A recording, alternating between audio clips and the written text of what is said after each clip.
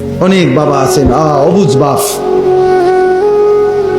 নিজের আদরের মেয়েটাকে কিছু বখাটে রাস্তার কিছু নষ্ট দুশ্চরিত্র ছেলের জন্য মেয়ের এই বেপর্দা জিন্দিগি মেনে নিচ্ছে।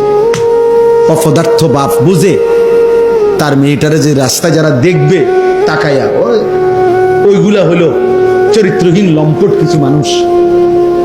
এরপরেও সে মেনে নিচ্ছে, যা ঠিক আছে আমার জি যাও এমনি চলো। বেগায়রত পুরুষ, আত্মসম্মান আত্মমর্যাদাহীন পুরুষ, আত্মমর্যাদাহীন মানুষ। এই জন্য আমরা ইনশাআল্লাহ, আমার কথা হলো আমরা এমন শ্রেষ্ঠতম রাসূল পেলাম,